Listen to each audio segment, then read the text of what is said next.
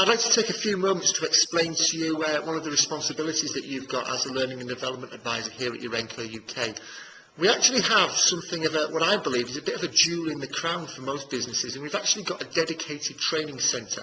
I hasten to add, it was never designed or built as a training centre. It used to be, I believe, an old laboratory. I'm actually sat in it at the moment. But over time, it's actually evolved, and it's known as Building 202, because that's the building number, and it's the training centre here on site.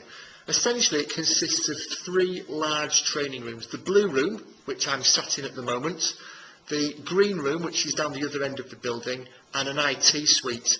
Each of these rooms can probably accommodate maybe 40 or 50 people sat down in a theatre style layout, and it can certainly accommodate maybe 15 to 20 people sat in a more conventional learning event style layout, maybe U-shaped tables, cabaret style setup.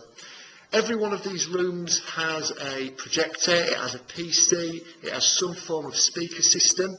I hope by the time you start that 2 out of the 3 rooms will have interactive touchscreen smartboards fitted to them, so we can still carry on using technology, but we can allow the delegates to be more hands-on with that technology.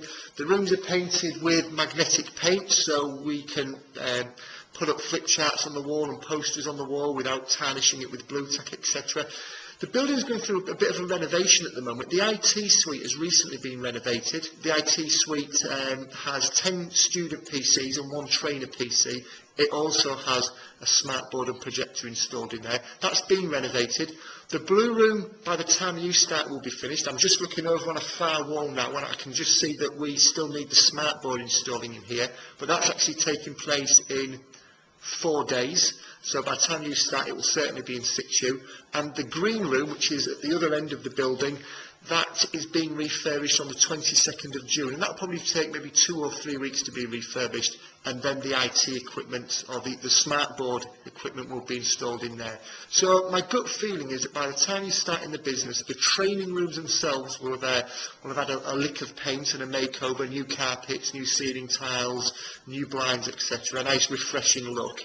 And it may be the case that the more communal areas of the building, the toilets, the foyer areas, the corridors, the ball will probably start rolling with that. The reason I tell you all this is because as a Learning and Development Advisor, it's your responsibility to maintain the resources and the integrity of the building, really. It's fairly simple to do. We have a janitor who works in here, who's employed by our facilities management team, so the building is manned 99% of the time during working hours, and that cleaner can set the classrooms up as people have booked them, empty bins, clean the toilets, etc. So it's not a cleaning role that you have within this building. It's more a general oversight of the state of the building and just keeping on top of any repair work that needs to be submitted. Also, you are the emergency planner for this particular building. Every single building on site has an emergency planner, and their responsibility is to make sure that there is a physical document located in that building that explains to people what to do in the event of an alarm going off, in the event of an emergency sounding.